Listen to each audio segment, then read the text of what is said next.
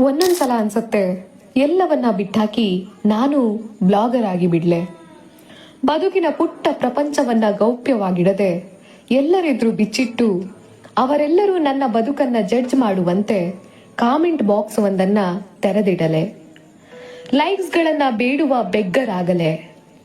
Direct message ಮಾಡಿದ ಜೊಲ್ಲು ಪಾರ್ಟಿಗಳನ್ನ ನನ್ನ ಫ್ಯಾನ್ಸ್ ಅಂದುಕೊಂಡು ನನ್ನ ಬೆನ್ನನ್ನ ನಾನೇ ತಟ್ಟಿಕೊಳ್ಳಲೆ.